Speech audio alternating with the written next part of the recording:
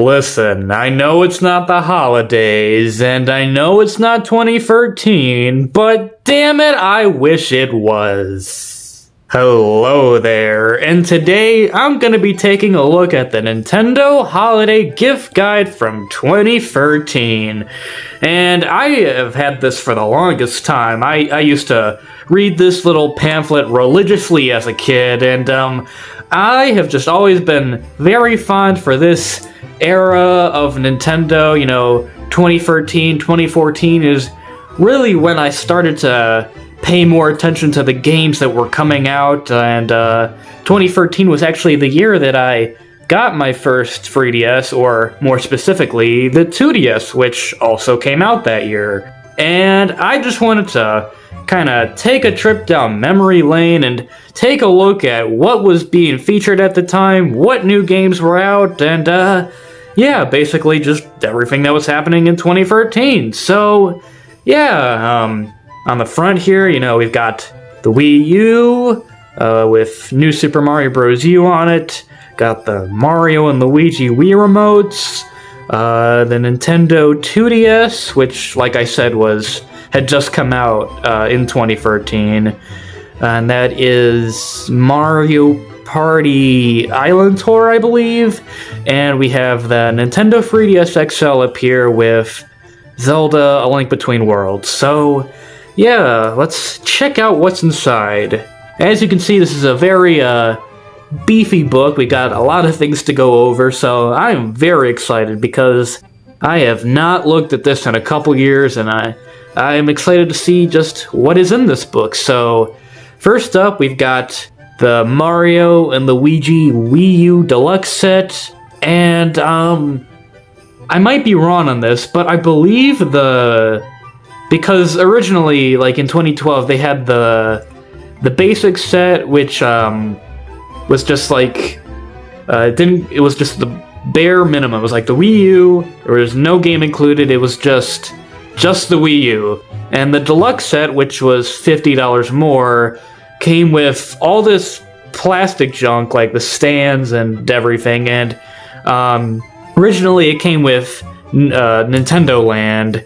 And I believe around holiday of 2013, they swapped out Nintendo Land in the deluxe set for New Super Mario Bros. U and New Super Luigi U, or whatever that game's called. And I believe the basic set was pretty much gone by then. I might be wrong on this, but I believe that they had completely phased out the basic set by then. So that's why I don't think that will be anywhere in this book. So got the deluxe set, and got a little blurb here. What is Wii U? Unfortunately for Nintendo, most people didn't know. Yeah, I think it's pretty bad when you have to actually address what is Wii U, because it kind of means people don't know what it is, that you have to explain it right up in front, hey, this is a new video game console. That should have been your first sign that this thing was not gonna do well. And let's see, what does it say?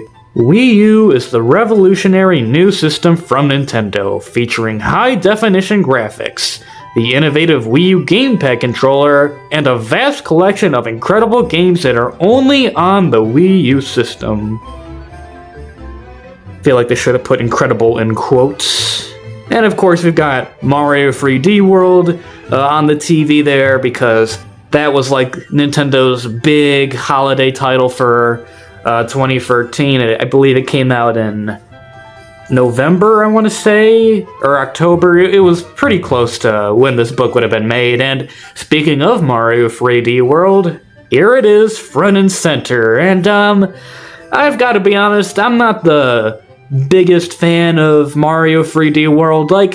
It's a fine game, I guess. I haven't really actually beaten it. It's more so I've dabbled with it here and there, and I'm not gonna say it's a bad game or all, but I just prefer the more sandboxy type of Mario games. And I even like the Mario Galaxy games. I love Mario Galaxy and Mario Galaxy 2, but 3D World and 3D Land as well. I don't know. They're fine, but I don't know. I've just never been that big of a fan, and because of that, I've never really had the urge to actually sit down and beat Mario 3D World, but I am planning on doing that sometime this year, so hopefully I do get around to that eventually, and who knows, maybe my perception of this game will finally change. And over here we've got The Legend of Zelda: The Wind Waker HD. Now this is a beautiful remake, definitely one of the best remakes Nintendo's ever made. I love when they remake the Zelda games, and I personally think that this is the best looking one that they've done. Like, Twilight Princess and Skyward Sword HD, like, they're fine, like, they're okay, but this one is just beautiful. Mwah, chef's kiss. I can't really say much about the game itself because I haven't really played this one either. Fun fact about me, I didn't really have a Wii U up until a few years ago. I never really hopped on that bandwagon while it was relevant, so I haven't had the opportunity to play a lot of Wii U games, but this is another one that I definitely want to get into sometime because I know that I've heard really great things about it, and like I said, it looks beautiful, and I definitely want to give that a try. Now, on the contrary, I have played a little bit of Wii Party U, and I actually like Wii Party U. I will stand by the notion that Wii Party U is a pretty good game. I know most people won't agree with me on that, but I like this game.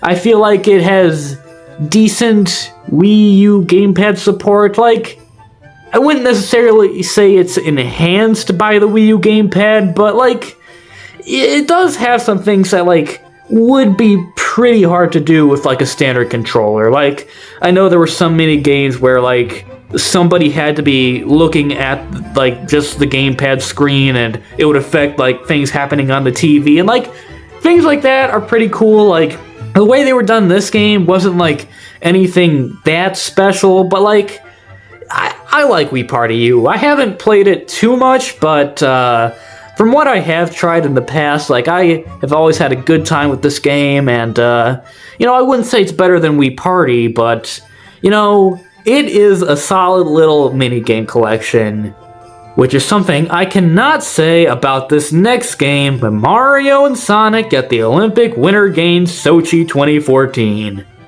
Try saying that title 10 times fast. So, this is where the Mario and Sonic at the Olympics games started to go downhill, in my opinion, because the first 3 games were all pretty good. The first one was a little bit iffy, but definitely the first Winter Olympic Games and the 2012 Olympic Games, those games were phenomenal. I love those.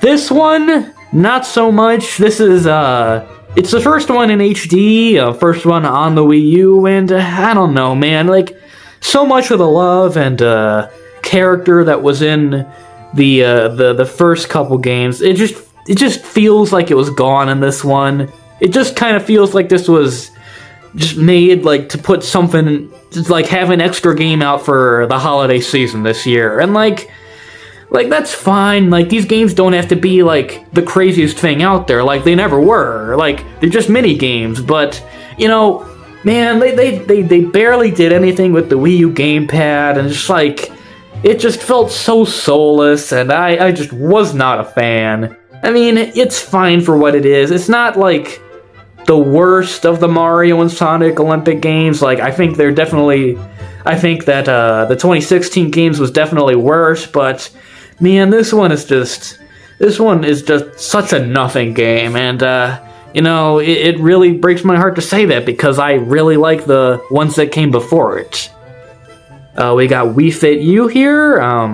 This is an interesting game. I have not played Wii Fit U. I don't even own this game, actually, but I believe, like, I know it says down here, available 2014 exclusively on Wii U, but I believe that the game was actually already out at the time. See, like, says, like, own a Wii balance board, you can download Wii Fit U for free for 1 month. and then I believe in order to keep the game, you would have to go out and buy a Wii Fit U pedometer, as they got it shown there. And like, to me, that's just such an odd promotion, because like, I feel like most people that would be interested in Wii Fit U probably already had the balance board from Wii Fit and Wii Fit Plus back on the Wii. So I feel like this game probably was just... I'm just assuming that most people probably got this game for free. Like, I might be wrong on this, but I can't imagine that... Damn it. But as I was saying, like, I don't feel like Nintendo made much of a profit off of this game. Like, I mean, I know, like, this was a very short promotion, so maybe I'm wrong. Maybe, but still, like, I just feel like if you were in the know, you probably would have picked this game up while it was free, and like, I don't know, maybe I'm just talking out my ass here, but, you know, I just feel like this was just one of the very strange marketing tactics that they used during this era. There were a lot of very strange way they were selling their games around this time, and this is just one of the many examples. But, you know, Wii Fit U, I've heard it's a fine game, very good, very solid for what it is, and good for it. Good for Wii Fit U. It's probably the most forgettable game in the Wii series, but whatever. Wii Fit U, good for you. You get a gold star. Now, Donkey Kong Country Tropical Freeze. I have played this game a little bit, and when I say a little bit, I mean I played through like the first world, maybe like half of the second world, and that was it. I have heard that this is a very good game, like one of the best 2D platformers of all time. And I would definitely love to definitely play it sometime. I do own this game, I just have not had the time to actually sit down and play it, because I grew up with the original Donkey Kong Country Returns, and that was definitely a meaty game. There was a lot to that game, and I assume that Tropical Freeze is probably the same way, so I definitely want to make sure I have enough time to like experience it all, but definitely looking forward to getting around to this eventually. And it's interesting because this game came out... Oh no, wait, now I'm confusing my years. Yeah, this game hadn't come out yet. It was due in February, so this game wasn't even out for the holiday season. So I think it's interesting that they were choosing to kind of promote it here, even though like you couldn't buy it yet. So that's an interesting thing they were doing. And Sonic Lost World's up next. Ooh, haha. This is not a good game. I have not actually been brave enough to try this game myself. I've watched gameplay of it. I've seen the trailers. I remember when it came out. I remember being like really just kind of miffed on this game when it came out. And man, this game is just... I've just heard so many bad things about this game. Like you have games like Unleashed and Generations that are just like peak Sonic. Like they finally figured out how 3D Sonic worked, and then like people love those games. And then you go to this, and it's just like, what are you doing, man? What? You finally figured out what worked, and then you're gonna throw it all away. You're like, come on, guys. But you know, like I don't know. Like, it doesn't even look that nice. Like, it's colorful. Like, it's very bright and vibrant, but man, like, something like Generations or Unleashed, like, yeah, that wasn't gonna work on the Wii U. Like, obviously, for a Wii U Sonic game, you're gonna have to downgrade the visuals quite a bit, but, man, like, I just feel like, man, like, this is just sad. Like, whenever I think about Sonic Lost World, I just get a little bit depressed inside. Like, man, I just don't want to ever play it, man. Like, it's just not good. But speaking of a game that I do think is good, is Disney Infinity. Now, I'm not gonna lie and act like I wasn't part of the Toys to Life generation, because I most certainly was. And, you know, there was Skylanders, and there was, Lego Dimensions that came out a little bit later, and I guess there was even Amiibo to an extent, but my bread and butter was Disney Infinity. I played the hell out of this from like 2014 to like probably like 2016, maybe 2017. Like, this was my jam. I freaking loved Disney Infinity. I thought it was amazing. Like, to this day, I think it is still one of the best, like, 3D level builders out there. Like, it was so intuitive. Like, there was so much you could do with it. And even just, like, the pre-built levels and all the generic stuff, like, even that was really great. And I freaking love Disney Infinity. I don't have it on Wii U. I have it on, I had it on 360 back in the day, but, I assume the Wii U version is more or less the same as all the other versions, because it wasn't that graphically demanding, so, you know, probably just the same, but still, very good game. Love Disney Infinity.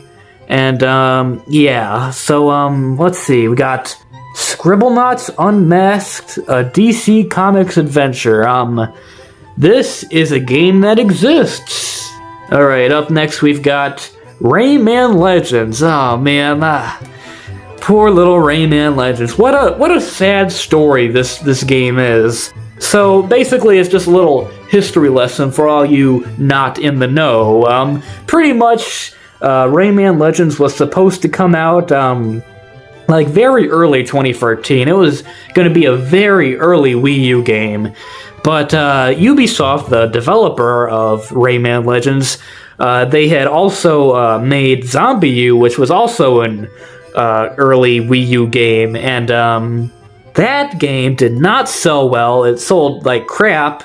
So Ubisoft had the mindset that, oh, Wii U games don't sell well, so let's not put this out on Wii U when it's ready. Let's wait until we can port it to Xbox One and PS4, so that way everybody can play it. And like, you know, that's fine. Like, port your game to other consoles. I don't care. But they had to delay the Wii U version, and like the game was like ready to be released in like February or March or whenever it was, and they waited till like the end of the year to finally release it. And you know, like I believe it came out like around the same time as like Mario 3D World, and I think it was like the same week, if not the same day, as like GTA 5. Like, this game could have had like the whole spotlight for like Wii U games that came out in like early 2013, because let's be honest, what was coming out for the Wii U in early 2013? This game could have had the spotlight,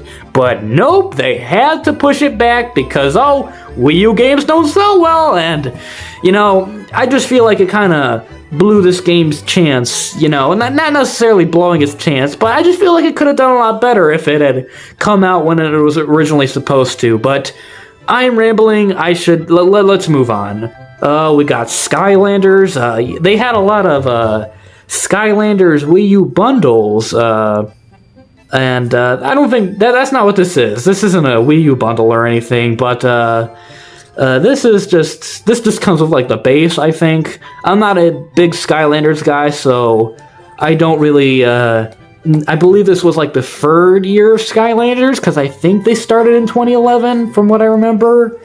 So, I believe this was like the third generation of Skylanders. I might be wrong, but yeah, that's what that is. And Just Dance 2014. It's Just Dance. Disney's Planes is here for some reason. Like, of all the games to like write a little blurb about, why the hell is Disney's Planes on here? Like, there were so many other Wii U games that had come out this year. Like, you know, there was Game & Wario and like Pigman 3, and there like, even third party wise, there was stuff to play. But this, I don't know. I just think it's a weird game for them to kind of just like put in the spotlight. I mean, it looks fine. It doesn't look like a bad game, but like, whatever. It's Disney's Planes. Who gives a shit? Oh, here are all the games people care about. Yeah, so as I was just saying, like Game & Wario and Pikmin Free and the Wonderful 101, they don't get a little blurb, they get thrown in the Also Available section, aka the games Nintendo doesn't have faith in. And over here, you've got your big boy mature titles for the Wii U, and they've actually got some pretty big names. You got Splinter Cell, Call of Duty, Assassin's Creed, Batman, that's better for its third-party support than the Switch is getting right now. So good job Wii U. You had some decent big boy titles in early on. So not bad. And of course now we're in the accessories area where we're kind of going over all the kind of extra fun stuff that the Wii U had. You got off TV play. That's kind of a weird thing to put in here. Yeah, it's a cool feature, but I don't know, something like Miiverse or Wii U Chat. Those were actual applications, and this was just a function of the console. I don't know. That's if there was a little blurb about did you know if you click the select button, it will pause the game? No, duh. Of course it does. And you got Miiverse over here, Wii U Chat, Nintendo TV. All of these services and features were shut down before I ever even thought about owning a Wii U, so, I don't really have much to say about them, so, yeah. And you got the Wii U accessories, the Mario and Luigi Wii remotes, and all the colors of the Wii remotes, all the colors of the rainbow, the Wii U Pro controller, the nunchucks, all the fancy doodads, and, little page dedicated to the Nintendo eShop. That's kind of cool. 3DS, Wii U, yeah, that's what they look like. R.I.P. And the gift cards over here, I had forgotten what the Nintendo eShop cards used to look like, because I'm just so used to the way they look now. They got the Mario one and the Luigi one. It's just the characters' faces on them.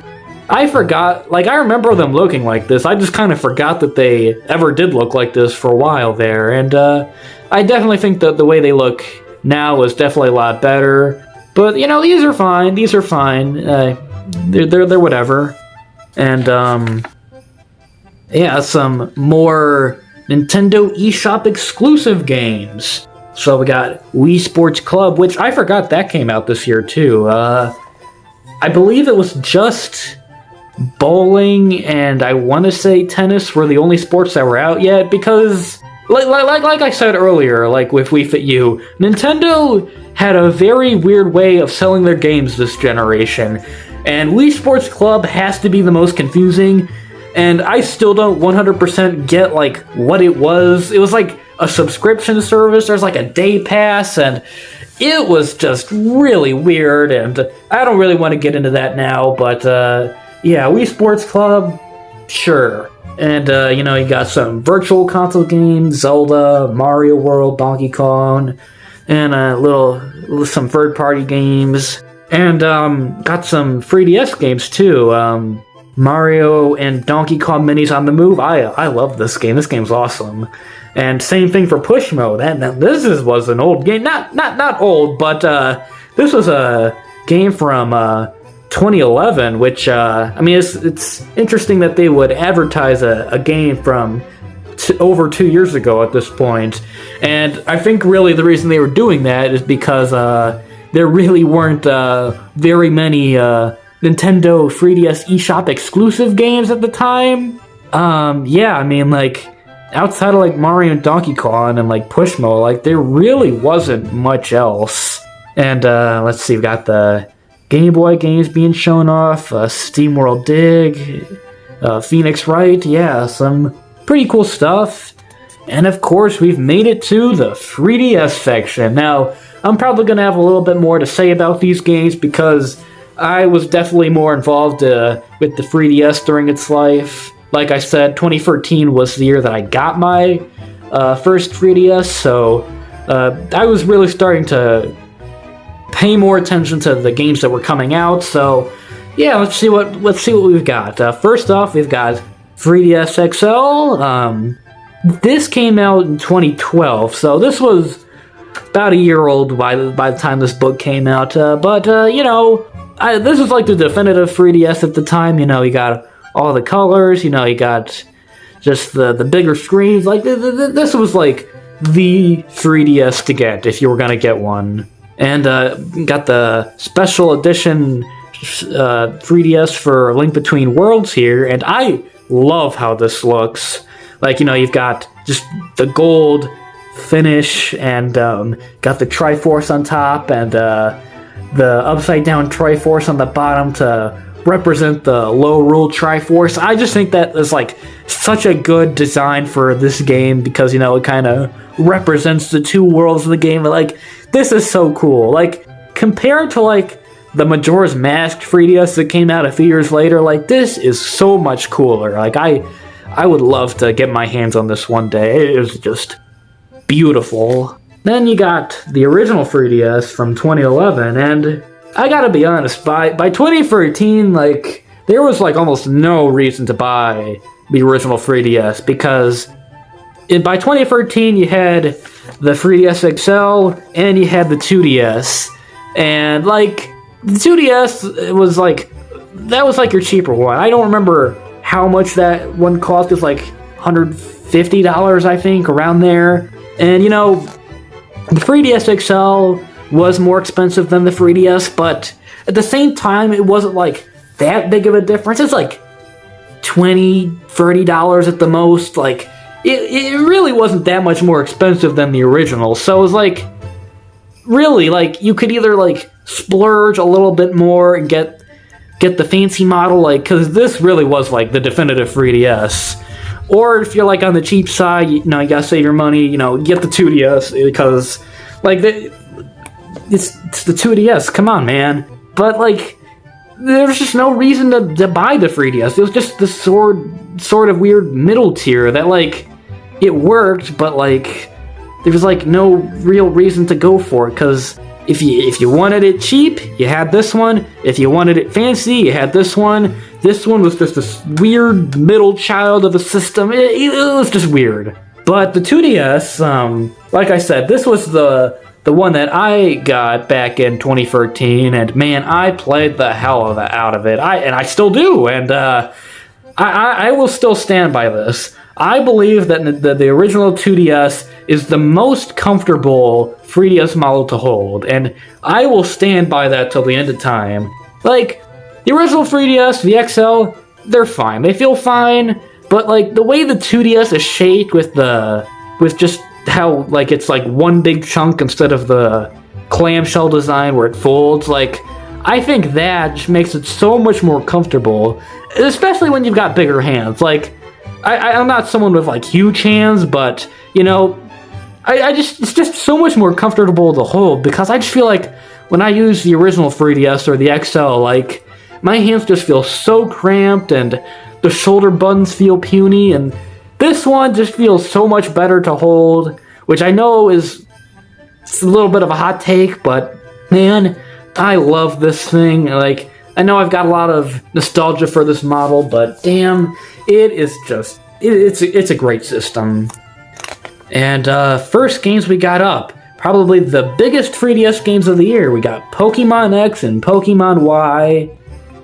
I'm not a Pokemon guy, so I don't have much to say about these. I mean, like, I know it was a pretty big deal to get these games on the 3DS, because I remember, like, the Pokemon Company was, like, just not making games for the 3DS for a while there, because I know in, like, 2011, like, right around the time that the 3DS came out, was when Black and White came out on the DS, and you're like, okay, that's fine. Then, like, 2012 came around, and they made Black and White 2, only on the DS. And, like, I believe there was, like, one other spin-off that they made around that time for the DS, and, like, they were just making nothing for the 3DS. And I believe they made, Pokemon Rumble. Pokemon Rumble Blast is what it was. They made that for the 3DS, but, like, that was it for the first couple years. And then finally, like, 2013, they finally made the next generation on 3DS, which, I think definitely was a good thing for the 3DS. It kind of gave it more of a diverse library. But yeah, so those came out, and cool. And ooh, Link Between Worlds. I love this game. Funny story about this game. A little bit of a quick side tangent here, but back in like, oh gosh, what was it? It was like 2018, I want to say. I had just played my first Zelda game, because I didn't grow up playing too many Zelda games. Breath of the Wild was my first, and I didn't really know much about like the Zelda games that came before, but I played Breath of the Wild, and I'm like, man, this is so cool. I want to play the games that came before it, because surely they must be just like Breath of the Wild. And obviously, I didn't really know what I was getting into, but like a few weeks later, I saw this game at the store, and I'm like, oh man, a Zelda game on the 3DS, that's so cool, it's gonna be just like Breath of the Wild. And I bought it, and I started playing it, and I realized that these two games were not alike in the slightest. Yeah, that definitely tainted this game's reputation in my mind for a little bit there, but I did come back a few years later, like after I kind of accepted that like no other Zelda game was like Breath of the Wild, and I did play it and beat it, and honestly, I really love this game now. It is probably my favorite top-down Zelda game, I'd say. Like, it is just very beautifully crafted. I think, like, it's very generic. Like, it's got a very generic, bland art style, but, you know, that's okay, because, like, it's just a smaller game. It's not, like, that big of a deal, and man, like, I know it's just, like, a reimagining of A Link to the Past, but I love this game. I think it's great, and I would definitely love to play through it again sometime. Can't say the same about Mario Party Island Tour, though, and the reason for that is because I haven't played it. Yeah, I'm gonna be honest, I have no desire to play any of the 3DS Mario Party games. Like, maybe, whatever the second one was called, Star Rush, I think. Like maybe I'd try that one, but, like, Island Tour and the Top 100, like, those games, like, I've just never, ever been interested in trying them. I've just heard about, like, how bad they are, and I just don't want to even dabble with them, at least not right now. I'll probably buy them eventually, but man, this game is just, like, a weird combination of, like, I don't know, like, Mario Party 9 and I don't know, like, I don't know, it's just weird. It's all linear. It's just very, very mediocre. And, you know, it actually came out the same day as A Link Between Worlds, which also came out the same day as Mario 3D World, which also came out the same day as the Xbox One. Well, there's your fun fact for the day. I don't like this game, and I am probably not going to play it anytime soon, so you, Mario Party Island Tour, you are something else. Let's see, we got more Skylanders, which I forgot that Skylanders was even on the 3DS, because, like, that seems like such a hard game to, like, get working on the 3DS, because, you know, you gotta have the figures on the base, and obviously it doesn't really work that well on a handheld, but, you know, they made a 3DS version, and, you know, I don't know, like, how, like, similar it was to the Wii U version, but, you know, I will commend them for at least getting a pretty unique game running on a handheld. Like, that is pretty commendable.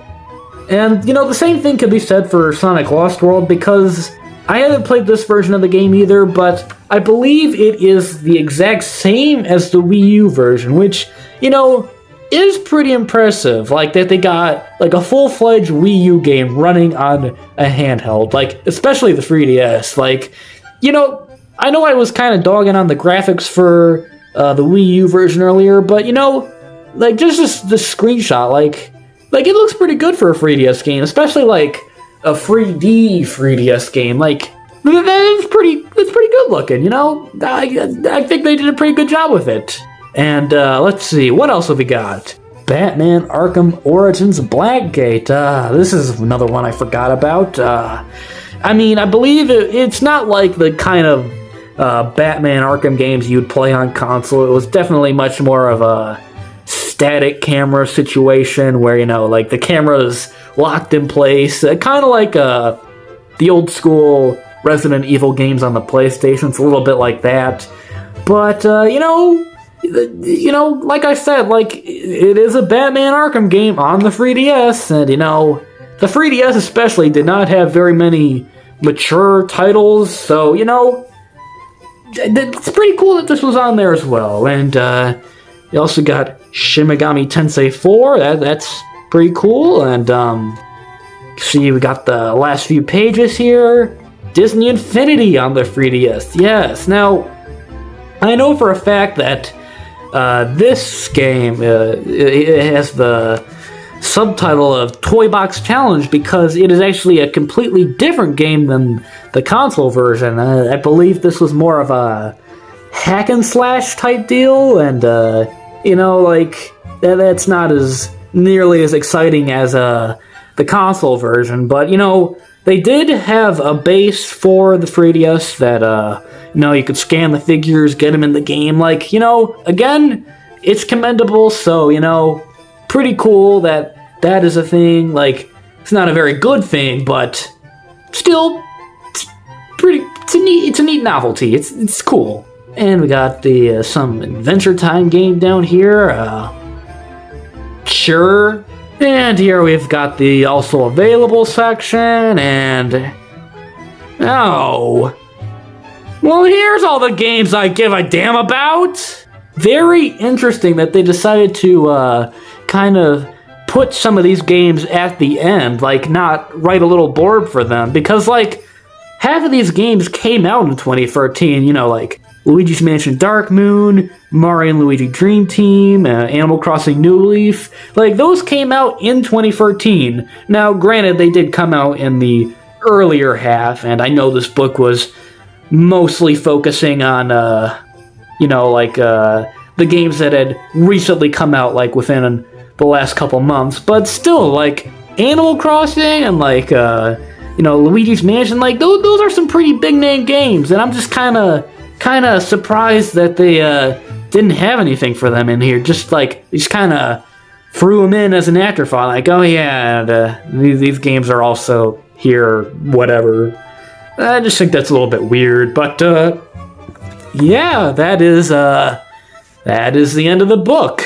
So yeah, overall, I think this little holiday gift guide, I think it's pretty cool. I think it's a fun little look back at like what Nintendo was like 11 years ago, like what games were out, and there were definitely some games that I had forgotten about, so it was cool to kind of see them again and be reminded of them. And it's just kind of cool to like look back at like the era where Nintendo didn't like put in the effort to make these little booklets, because like I kind of miss like these things about Nintendo. Like nowadays, like I feel like if they were gonna do like something like this where they were gonna do a bunch of advertising for the holidays, they just like do like a YouTube ad, or like they do like some posts on social media, like they don't really do stuff like this anymore.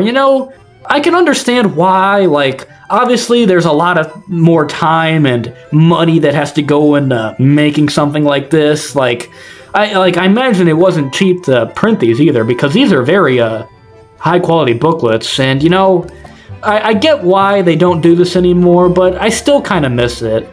And this one in particular, like 2013, it wasn't the best year for Nintendo, let's be honest. Like the Wii U was just, by the end of the year it was picking up steam a little bit, and the 3DS definitely had some good games come out this year, but overall, not one of Nintendo's greatest years, but I can at least commend them for making a decent holiday gift guide this year, and that's something that you can't say about every company, so that's pretty cool. But they didn't even mention the Year of Luigi once.